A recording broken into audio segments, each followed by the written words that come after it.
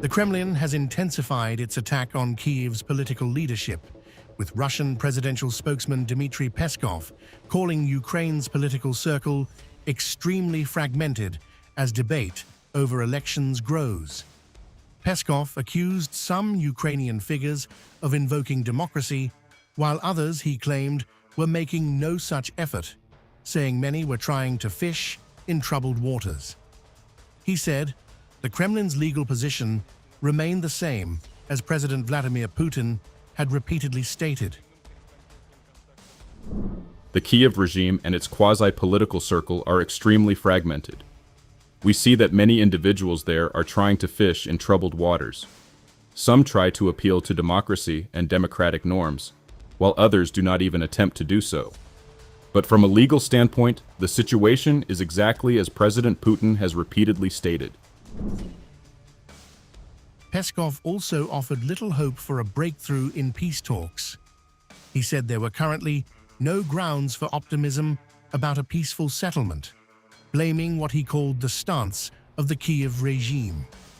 At the same time, Peskov said Moscow remained open to contacts with countries genuinely seeking to contribute to peace, despite acknowledging that only a few were doing so. Certainly, there will be contacts. We greatly appreciate the efforts of all countries that demonstrate a sincere desire to contribute to the peace settlement process. There are few such countries, but that makes their efforts all the more important and valuable. At present, given the stance of the Kyiv regime, there are no grounds for optimism regarding a peaceful settlement. The situation on the front lines is well known. President and Supreme Commander-in-Chief Putin has mentioned it on numerous occasions. The special military operation continues.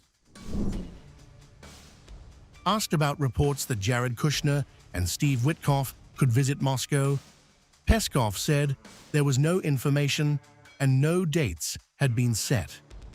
He nevertheless described the U.S. negotiators as welcome guests and said Russian and American counterparts remained in constant working contact. Peskov also accused parts of Europe of trying to prevent war fatigue from growing. He pointed to the UK and said some European countries were increasing their direct technological and technical involvement in the conflict and encouraging continued support for Ukraine. There is certainly such a trend, but there is no need to exaggerate it, because there are still countries in Europe that are stepping up their involvement in this war. Their direct involvement, technological, technical, and so on. Take the UK, for example. Naturally, these countries are doing everything they can to fight this fatigue, to prevent it from growing, and to encourage European countries in every way possible to continue this war. On the 35th anniversary of the failed 1991 Soviet coup, Peskov called it an integral part of Russia's history, saying some view it positively while others see it negatively. But his sharpest message remained focused on Ukraine. Moscow portrays Kyiv as politically divided while offering little optimism for a near-term peace settlement.